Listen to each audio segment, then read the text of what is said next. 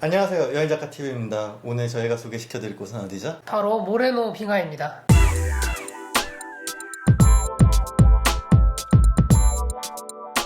모레노 빙하가 있는 곳이 엘칼라파테죠. 그곳에 있는 모레노 빙하를 소개시켜드릴 건데 거기 내리자마자의 느낌은 여기가 남미가 맞나? 라는 생각이 들 정도로 조금 달랐어요. 물론 바릴로체급은 아니지만 그래도 남미에서 볼 수 있는 풍경하고는 조금 사뭇 달랐어요. 어떻게 보셨나요? 엘칼라파테 같은 경우에는 저희도 일정이랑 조금 뒤틀린 게 있어서 가장 오래 머물렀던 도시 중 하나인데, 도시라기보다는 좀 약간 아기자기한 마을에 좀 약간 가까운 그런 진짜. 느낌이 좀 강했던 것 같아요. 그 호수 좀 큰 호수가 하나 있죠? 네. 거기 주변도 굉장히 평화롭고 고요해 보여가지고 저 같은 경우에는 그 빙하 갈 때 픽업 버스가 스쳐서 지나갔지만 시간이 되면 그냥 저는 거기서 그냥 맥주 한잔 사다 놓고 한량처럼 한번 시간 때워보고 싶은 생각도 들고, 메인 거리부터 해가지고 그 주변이 정말 아기자기한 조그마한 마을인데 그래도 굉장히 좀 깔끔하고 좀 평화로운 느낌? 마을 시작에서부터 끝까지 가는데 한 15분? 뭐 그 정도면 걸어갔던 것 같아요. 메인 스트리트만 걸으면. 저 같은 경우에도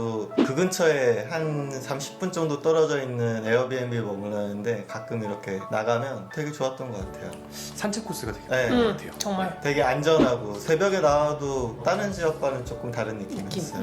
전반적으로 파타고니아 지방이 이제 좀 여행자들이 많기 네. 때문에 그래도 좀 다른 이제 남미 지역보다는 조금 안전한 곳이 아닌가. 심지어 24시간 편의점도 봤어요. 맞아요. 유일하게 그 새벽에 거기 딱 가니까 밤새도록 술 마시던 그 사람들이 술 모자란 거 뭐 이렇게 사가지고 다시 가더라고요. 모레노 빙하를 가는 사람들도 동서양을 막론하고 엄청 많이 오죠. 모레노 빙하 투어가 두 가지로 나눠지죠. 네. 설명 좀 해주시겠어요? 빅 아이스 트레킹이 있고, 그다음에 이제 미니 트레킹, 이렇게 크게 두 가지 나눠지고, 또 하나 뭐 추가하면 뭐 유람선만 타고 네. 보는 투어도 있다고 해요. 근데 보통 이제 빙하 위에 올라가서 직접 좀 트레킹을 하면서 걷는 거는 이제 빅 아이스하고 미니 이렇게 두 개로 나눠지죠. 이병건 작가님은 비가이스를 하셨고 저는 미니 아이스 미니를 하셨는데 가격 차이가 조금 있죠, 그게. 네, 일단은 이게 빙하 트레킹 자체가 가격이 조금 비싸요. 네. 그래서 이게 또 매년 가격이 오르고 있기 때문에 저희가 2019년 3월 기준 자막으로 가격 드리겠고요.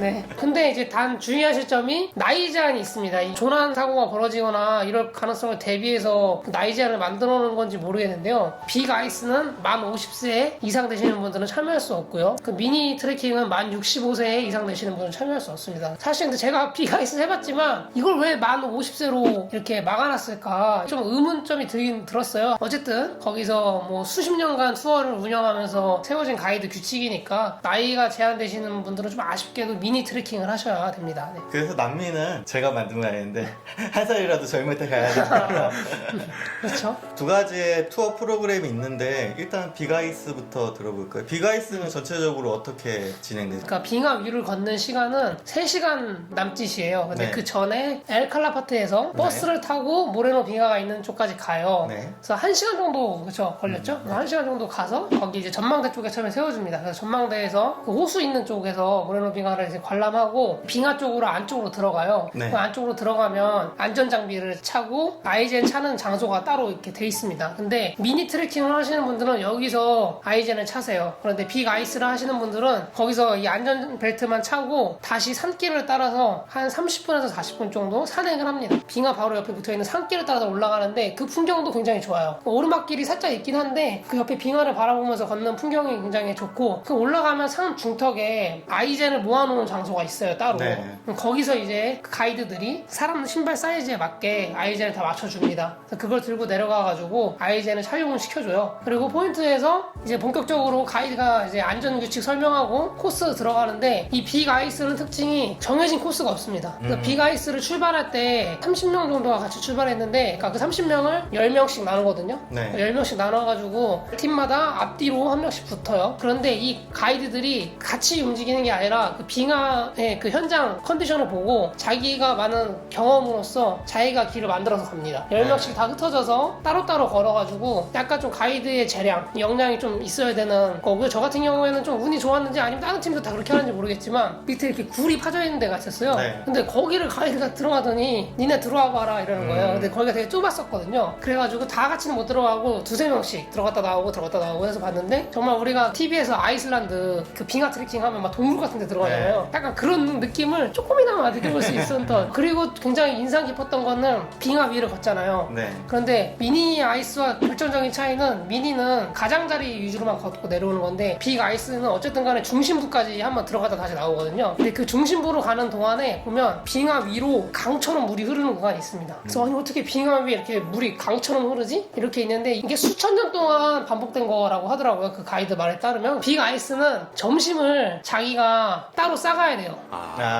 그래서 그 빙하 위에서 점심 먹는 시간을 줍니다. 뭐 자기가 재량껏 뭐 먹고 싶으신 거 뭐 쇼핑을 해와가지고 가시면 됩니다. 그게 좀 미니와 차이가 있습니다. 크레파스 보셨죠? 네. 느낌은 어떤가요? 중간중간에 구멍이 뚫려 있거나 쪼개져 있는 크레바스들이 있어요. 근데 네. 그쪽을 이렇게 보면 가이드들이 처음에 위험하니까 못 오게 하고 자기네들이 좀 이렇게 딱 이렇게 쳐보고 여기까지는 구경해도 된다 하면서 가서 보면요. 그 아래도 또 물이 흘러요. 그래가지고 물 흐르는 소리, 공기 들어가는 소리, 와 이런 소리 있잖아요. 심심해서 어떤 가이드가 잠깐만 기다려봐 그러더니 돌멩이를 딱 던지더라고요. 근데 돌멩이 떨어지는 소리가 막 되게 깊이 딱 나는 거예요. 그래서 그런 거 들으면 크레바스에 빠지면 죽는다는 얘기가 막 이래서 있는 거구나 하는데 위험하진 않습니다. 아까도 얘기했지만 가이드 2명이 그 현장의 빙하 상태를 판단해서 가기 때문에 가이드 말만 잘 따르면 그렇게 위험하지 않다. 그러면 효원씨 미니 트레킹은 좀 차이가 있죠? 차이가 아무래도 빅아이스 트레킹보다는 상대적으로 협소한 면이 없지 않아 있는데 처음에는 모레노 빙하를 이제 가기 전에 유람선을 먼저 타요. 네. 유람선을 타고 나서 멀리서 보면은 사실 얼음이라기보다 처음 봤던 느낌은 설산이라는 이제 거대한 설산 그런 느낌인데 정말 앞에서 보면은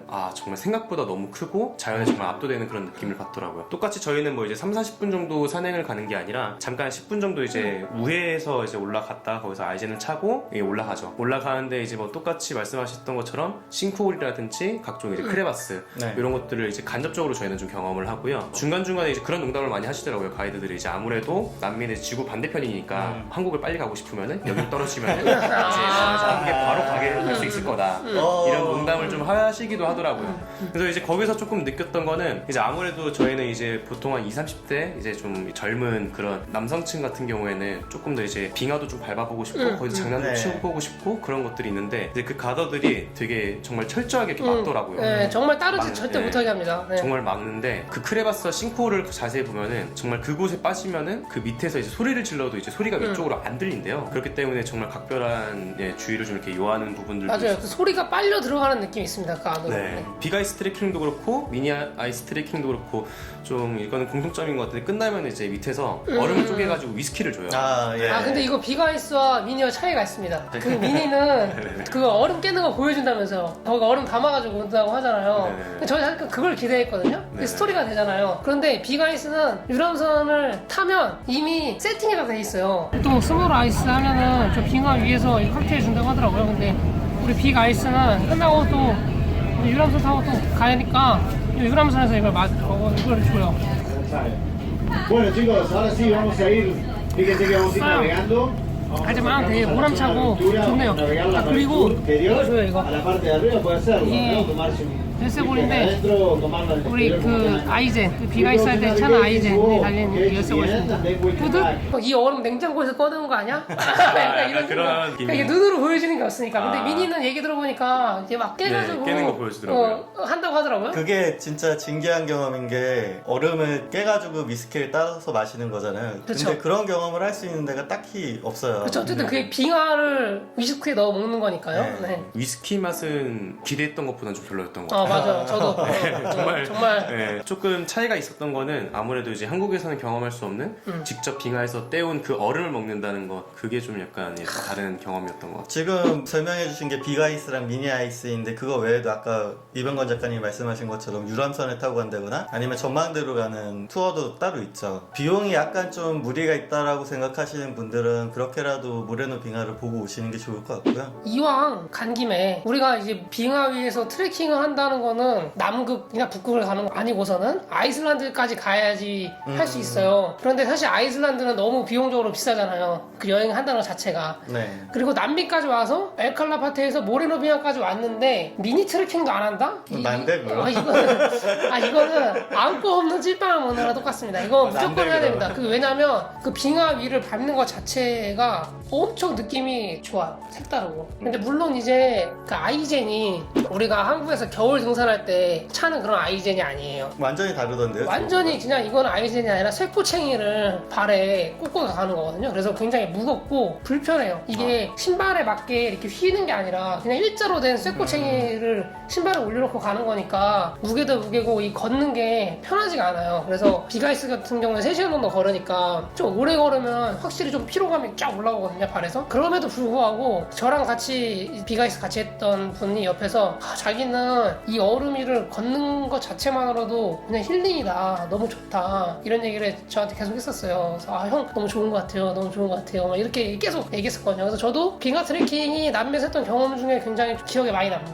그래서 가는 김에 전망대 투어나 유람선 투어만 한다는 건 조금, 그래서 무조건 저는 가신다면 미니라도 하시는 걸 추천드립니다. 모레노 빙하하면은 또 묘미가 제 개인적인 생각인데, 유람선을 타기 전에 전망대를 보고 그 전망대에서 살짝 이제 간식이나 약간 식사를 할 수 있는 시간 좀 주더라고요. 한 시간 정도 주는데, 그때 자세히 보면은 보통 모레노 빙하 하면은 뭐니 해도 좀 자주 이제 TV에서 볼 수 있는 게 빙하가 떨어질 수 있는 걸 그렇죠. 정말 많이 볼 수 있거든요. 근데 저희는 운이 좋게도 이제 가자마자 그 빙하 떨어지는 거를 봤었는데, 생각했던 것보다 정말 진짜 그 굉음이 이 얘기 안 했으면 큰일 날 뻔했다. 모레노 빙하의 진짜 포인트가 그 빙하가 무너질 때의 모습을 보는 게 진짜 포인트예요. 진짜 장관입니다. 무너질 때 우르릉 캉캉 소리 나잖아요. 네네. 그게 무슨 정말 천둥번개 소리랑 또 좀 다른데, 크다.